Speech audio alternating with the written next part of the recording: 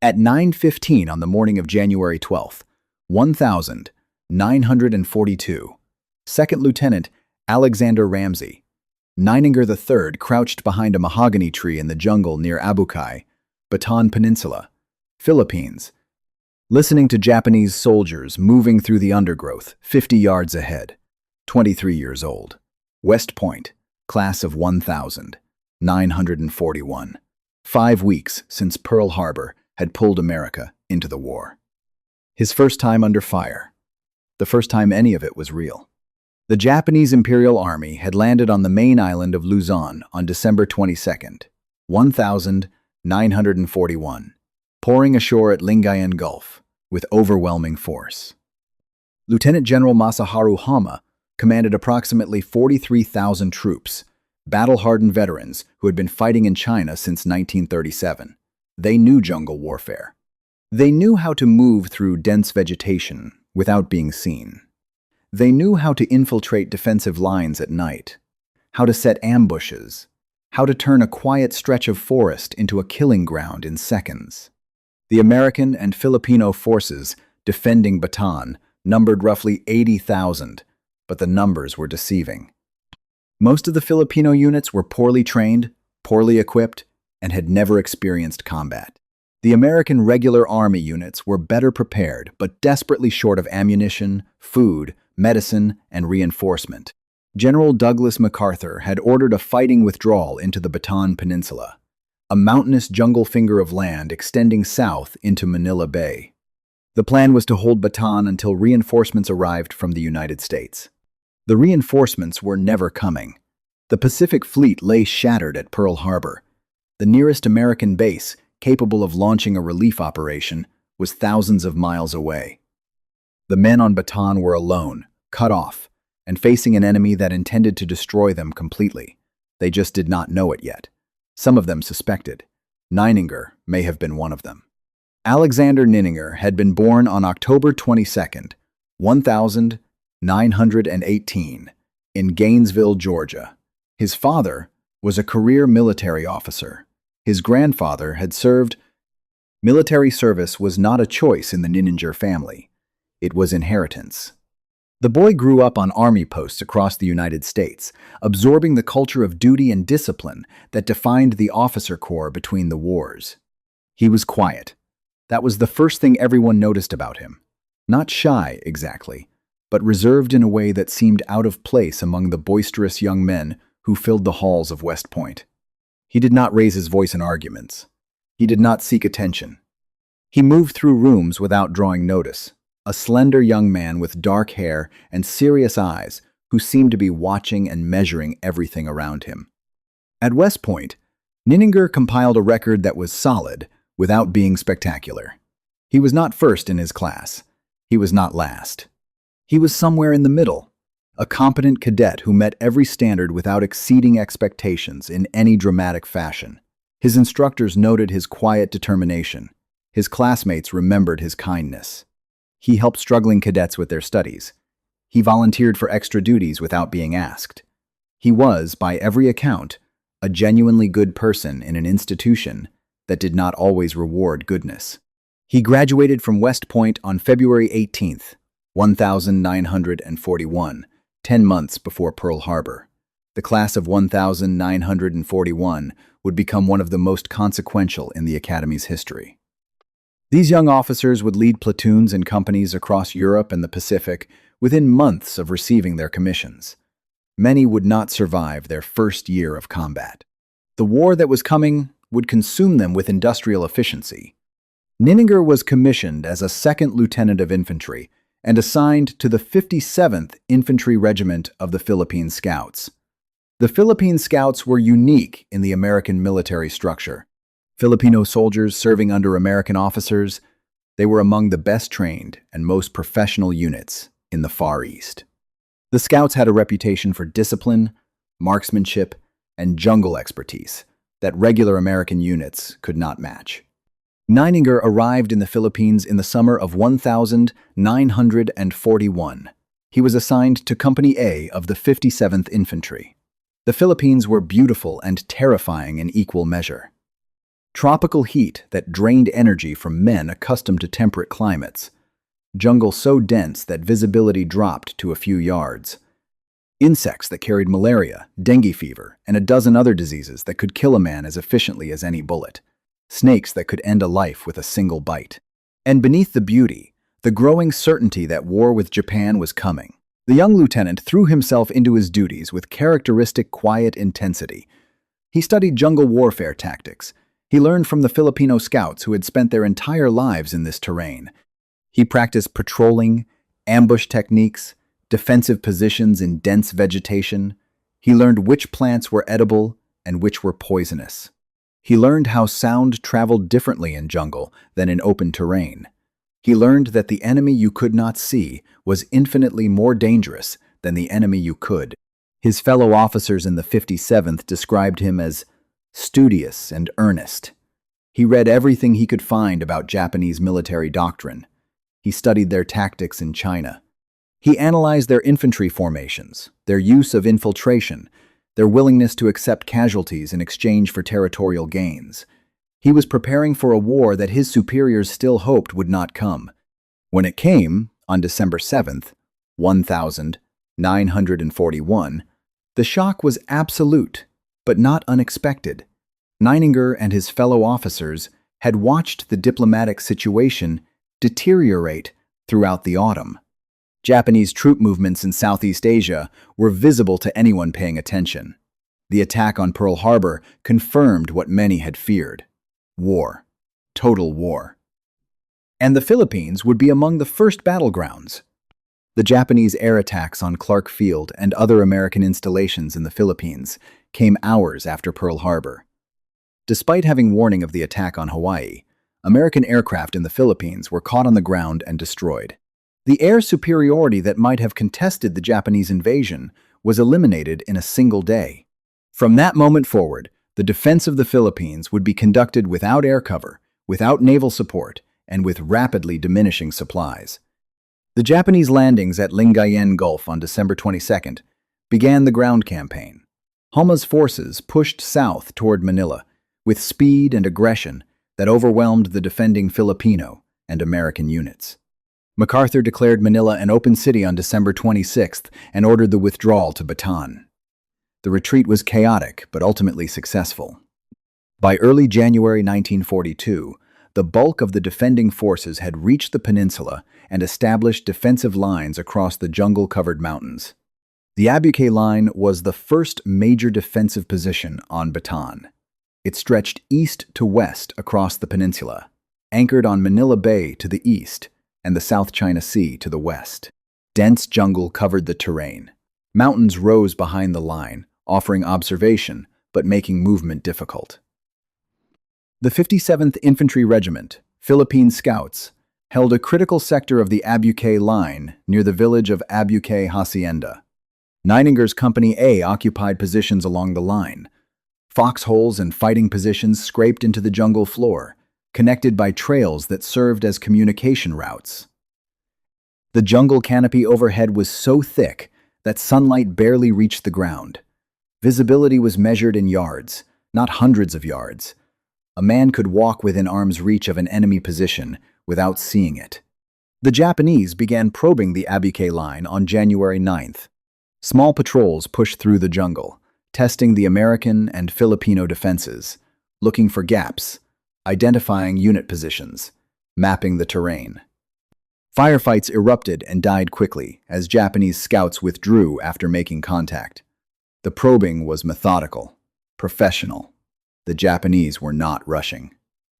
They were gathering intelligence for a coordinated assault. On the night of January 11th, Japanese forces launched their main attack against the Abuque Line. Under cover of darkness, infantry battalions moved through the jungle toward the American and Filipino positions. They used the terrain with expertise born from years of fighting in China.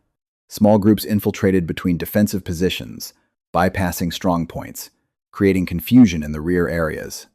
Larger formations hit the line directly, pressing forward despite casualties, relying on aggression and close combat to overwhelm the defenders. The fighting that night was savage. In the darkness, under the jungle canopy, Men killed each other at distances measured in feet. Japanese soldiers screamed banzai charges that echoed through the trees. Rifles cracked. Grenades detonated with flat, hard explosions that sent fragments slicing through vegetation. Bayonets found flesh. The sounds of close combat filled the jungle until dawn. By morning on January 12th, the situation along the WWII line was critical. Japanese forces had penetrated the defensive positions in several places. Pockets of enemy soldiers were dug into positions behind the main line, firing into the backs of American and Filipino troops. Communication between units had broken down. Company commanders did not know the location of adjacent units. Battalion headquarters could not reach some of its forward companies. The sector held by the 57th Infantry was under intense pressure. Japanese infiltrators had worked their way into the gaps between companies, establishing firing positions in the dense undergrowth. American and Filipino soldiers found themselves being shot at from directions that should have been friendly. The jungle that had been their defensive advantage was now working against them. Every shadow might conceal an enemy. This was the situation that 2nd Lieutenant Alexander Nininger walked into on the morning of January 12th, 1942.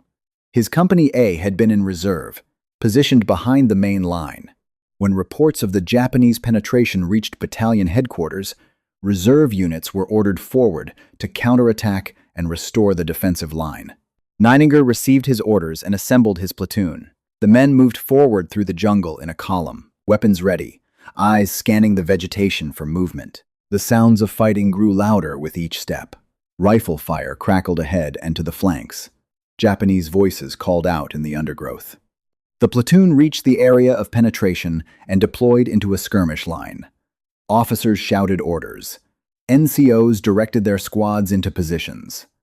The counterattack moved forward into the jungle, pushing toward the Japanese soldiers who had infiltrated the defensive line. What happened next would earn Alexander Nininger the first Medal of Honor awarded in World War II, the first of 472 that would be presented before the war ended. The counterattack began as a coordinated operation. Company A advanced through the jungle with other units, pushing toward the Japanese positions. Rifle fire intensified as the two forces closed with each other. Trees splintered from bullet impacts. Leaves and branches fell from the canopy as rounds tore through the vegetation overhead. Within minutes, the advance fragmented. The jungle made coordinated movement nearly impossible. Units lost contact with each other. Squads became separated from their platoons. Individual soldiers found themselves alone in dense vegetation, with enemies on all sides. The counterattack that had begun as an organized military operation dissolved into dozens of separate firefights scattered across a few hundred yards of jungle. Nininger found himself in a situation that no tactical manual had prepared him for. His platoon had become scattered during the advance. Communication with his company commander was impossible. The Japanese positions ahead were well concealed and fiercely defended. Enemy soldiers had climbed into trees, firing down on the advancing Americans from elevated positions that were nearly invisible against the canopy. A lesser officer would have gone to ground, would have found cover and waited for the situation to clarify, would have attempted to gather his scattered platoon and reorganize before pushing forward. The textbook response was to consolidate, communicate, then advance. Nininger did not have a textbook response to what he saw in that jungle. What he saw was men dying, American and Filipino soldiers pinned down by Japanese fire, unable to advance, unable to retreat, caught in the killing zone of an enemy they could barely see. He saw his men, the soldiers he was responsible for, being systematically destroyed by snipers and machine gunners who had turned the jungle into an interlocking web of fire. Alexander Nininger made a decision. He picked up several hand grenades, checked his rifle, and began moving forward alone. Alone.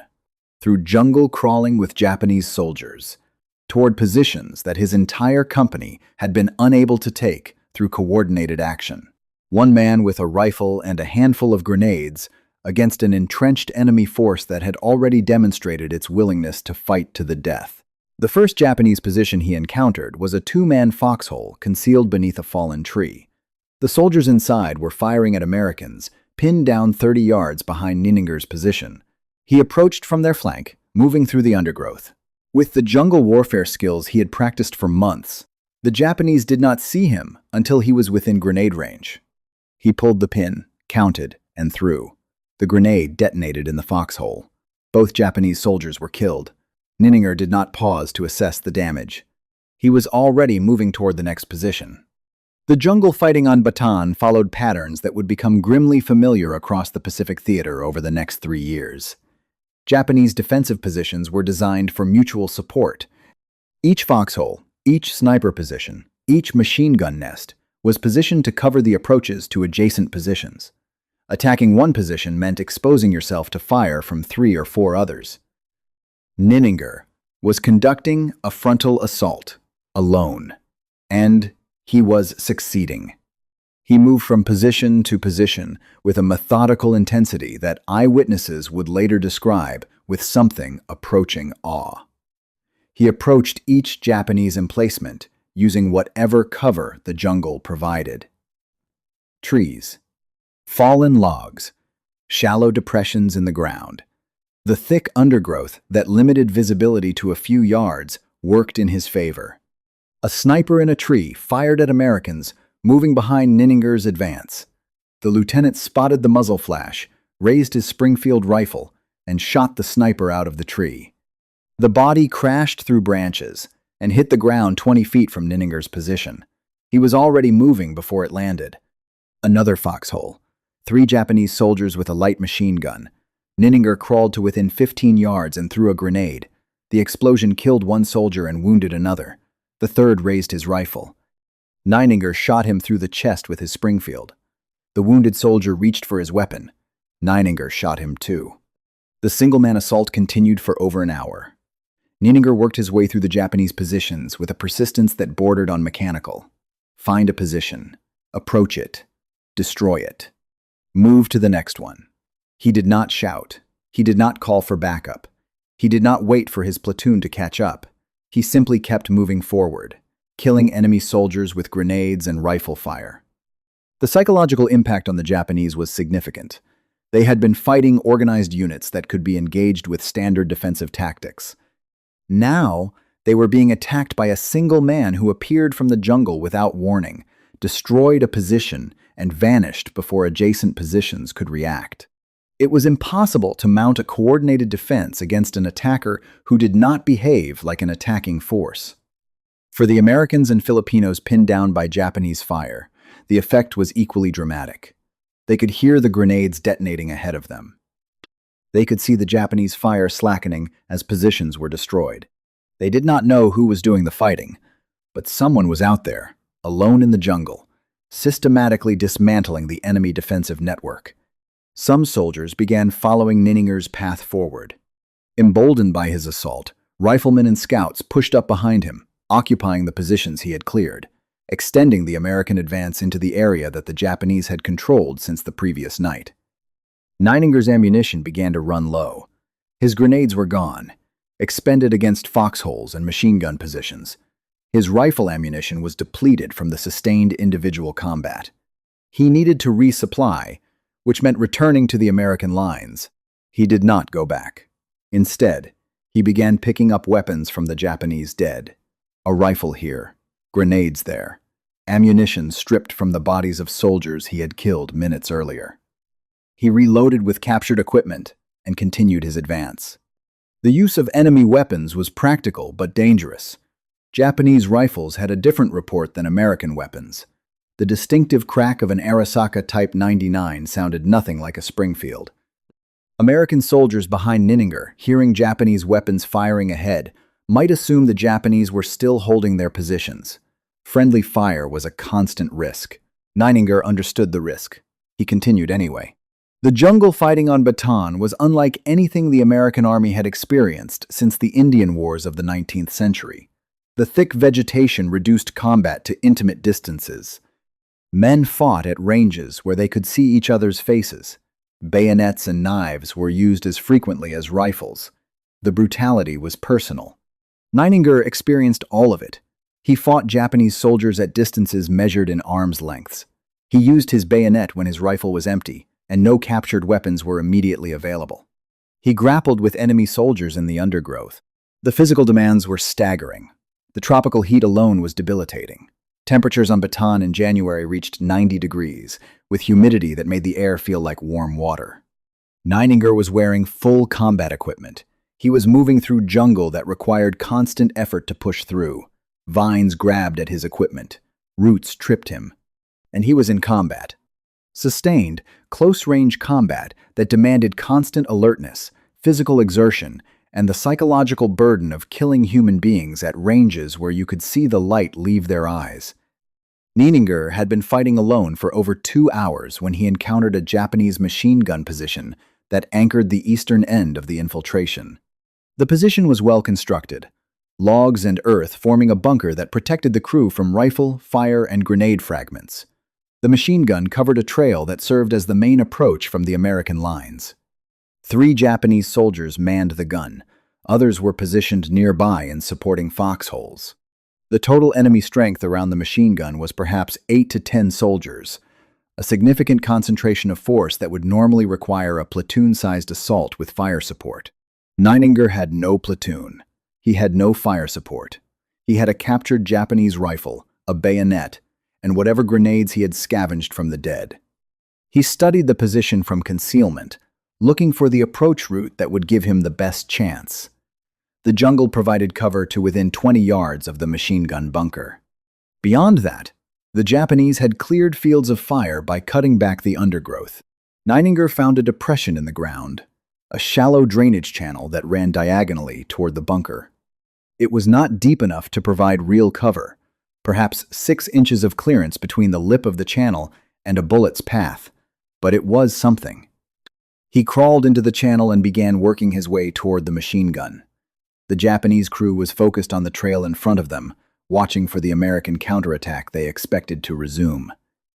They did not expect a single man to approach from an oblique angle. 15 yards from the bunker, Nininger rose to his knees and threw his last grenade. The throw was accurate. The grenade landed inside the bunker and detonated among the crew. The explosion killed the gunner and wounded the 2 assistants. Nininger was on his feet instantly, charging the bunker before the surviving Japanese could recover. He bayoneted the first wounded soldier. The second reached for a pistol. Nininger shot him with the captured rifle. The machine gun was silenced. But the supporting positions had reacted. Rifle fire erupted from foxholes on both sides of the destroyed bunker. Japanese soldiers who had witnessed the destruction of the machine gun crew opened fire on the American lieutenant, standing in their midst. The first bullet hit Nininger in the left shoulder. He staggered but did not fall. He turned toward the nearest firing position and raised his rifle. A second bullet struck him in the side. He fired anyway. A third bullet hit him in the leg. He dropped to one knee. He was still firing when the 4th round struck him, and the 5th. He was still fighting, still trying to kill the enemy soldiers around him, when his body finally stopped responding to his will. He collapsed beside the machine gun bunker he had destroyed. The soldiers who reached Nininger's body found him lying among the Japanese dead. His rifle was empty. His bayonet was bloodied. His uniform was soaked with blood from multiple wounds. Around him lay the evidence of his solitary assault. Destroyed foxholes, dead enemy soldiers, the silenced machine gun. Second Lieutenant Alexander Nininger III died on the jungle floor of Bataan on January 12, 1942. He was 23 years old. He had been in combat for approximately 4 hours. In that time, he had single-handedly destroyed multiple Japanese positions, killed an estimated 15 to 20 enemy soldiers, cleared the path for his company's counterattack to succeed, and silenced the machine gun that had anchored the enemy penetration.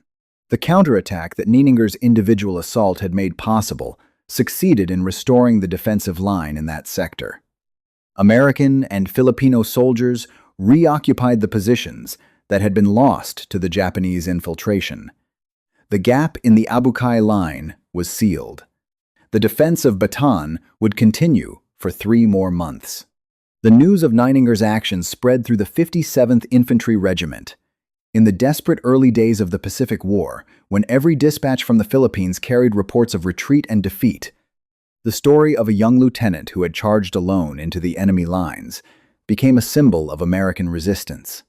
The recommendation for the Medal of Honor was submitted by Nininger's commanding officer within days of the battle. The documentation was sparse by the standards that would be applied later in the war. Witness statements were collected from soldiers who had seen portions of Nininger's assault. Physical evidence was gathered from the battlefield. On February 10th, 1942, less than a month after his death, Alexander Nininger was posthumously awarded the Medal of Honor. He was the first recipient of the decoration in World War II. His citation established the template for valor that the nation would recognize over the next 4 years. The citation read in part, "For conspicuous gallantry and intrepidity, above and beyond the call of duty, in action with the enemy near WWII, Bataan, Philippine Islands, on 12 January 1942. This officer, though assigned to another company not then engaged in combat, voluntarily attached himself to Company K, same regiment, while that company was being held up by enemy resistance. Under a terrific concentration of enemy fire, he advanced alone, attacking several enemy positions with hand grenades and his rifle. Although wounded 3 times, he continued to advance and attack until he was killed." The words were precise. Military citations always were, but they could not capture the reality of what Nininger had done. They could not convey the suffocating heat, the impenetrable vegetation, the constant crack of rifle fire from invisible positions. They could not explain what it meant to keep fighting after the first bullet hit. The question haunted everyone who knew him. His classmates at West Point struggled to reconcile the reserved cadet they remembered with the warrior who had died fighting hand-to-hand in a Philippine jungle.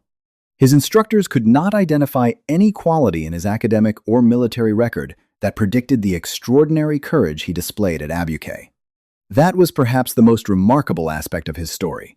He was ordinary, in every measurable way.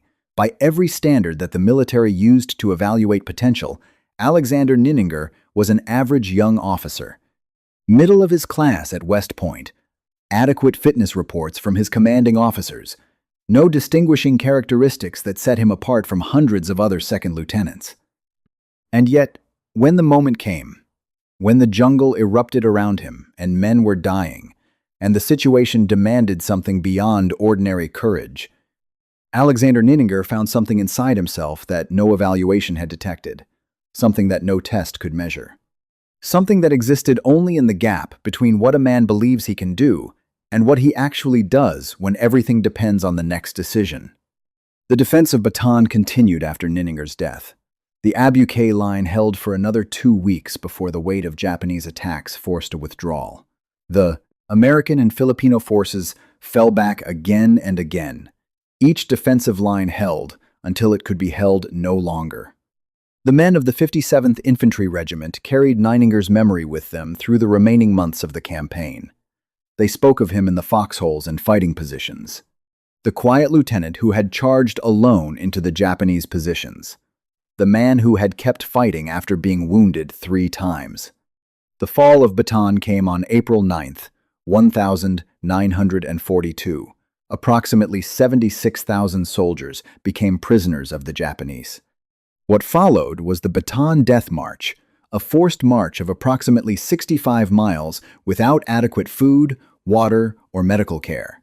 Between 5,000 and 18,000 Filipino and American prisoners died during the march. Many of the men who had served alongside Nininger endured the death march and the years of captivity that followed. They carried his memory through the prison camps. They survived because men like Nininger had shown them what survival looked like. Not passive endurance, but active resistance. Not acceptance of fate, but defiance of it. The news of Nininger's Medal of Honor reached the American public through newspapers and radio broadcasts in February 1942. The story was precisely what the nation needed to hear. A young West Point graduate had given his life fighting the Japanese in the Philippines. He had fought alone. He had destroyed enemy positions single-handedly. He had died with his bayonet bloodied and his rifle empty. Newspapers across the country carried the story. Nininger's photograph appeared on front pages from New York to California. He became, in death, what he had never been in life, a famous man. His family received the Medal of Honor in a ceremony that was both proud and devastating. The gold star hanging from its blue ribbon represented the highest recognition the nation could offer. It also represented the permanent absence of a son. The war continued for 3 more years after Nininger's death. The Pacific Campaign that had begun with the disasters of Pearl Harbor and the Philippines gradually turned in America's favor. Midway, Guadalcanal, Tarawa, Saipan, Iwo Jima, Okinawa. Each battle brought the war closer to Japan. But Nininger remained special. He was the first Medal of Honor of the war, the standard against which all subsequent acts of valor were implicitly measured. His story established the narrative of individual heroism that would define American understanding of the war for generations. One man, alone, against impossible odds. West Point claimed him as its own. His name was inscribed on memorial walls. His story was taught in leadership classes. His example was held before each new class of cadets as the embodiment of what West Point expected from its graduates. In 1949, West Point erected a memorial to Alexander Nininger near the Academy grounds. The Nininger Award for Valor was established, given annually to the graduating cadet who best exemplified the qualities of courage and selfless service that Nininger had demonstrated at Abucay. The 57th Infantry Regiment preserved his memory through its own traditions. Unit histories devoted extensive sections to the Battle of Abucay and Nininger's role in it. Veterans who survived the war in the prison camps spoke of him at reunions and memorial services.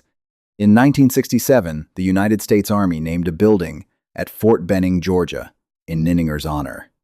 Nininger Hall served as a reminder to every infantry officer who passed through its doors that the standards of the profession had been set by a quiet young lieutenant. The Philippines remembered Nininger as well. After the war, the Philippine government acknowledged the sacrifice of American soldiers who had died defending their islands. The Manila American Cemetery and Memorial contains the remains, or commemorates the names, of 17,206 American military dead from the Pacific campaigns. Nininger's name is there, carved in stone, permanent and unyielding. The battlefield at Abucay has returned to jungle. The foxholes that Nininger cleared have filled with earth and vegetation. The jungle reclaims everything eventually. Only the records and memories preserve what happened there. The question that historians have debated for more than 80 years remains unanswered. What made Alexander Nininger charge alone into the Japanese positions at Abucay? What transformed a quiet, average young officer into a warrior of extraordinary ferocity? Some analysts point to his training. West Point had instilled the values of duty, honor, and country. The Philippine scouts had taught him jungle warfare. His months of studying Japanese tactics gave him an understanding of enemy defensive arrangements that allowed him to identify vulnerabilities. Others point to his character, the quiet determination that his instructors had noted, the willingness to help others without being asked. These qualities, unremarkable in peacetime, became extraordinary under the pressure of combat. Still others suggest that combat itself transformed him, that the experience of seeing men die unlocked something in Nininger that had always been there but had never been tested. That courage is created by circumstance, forged in the moment when a man must choose between action and inaction. The truth is probably simpler.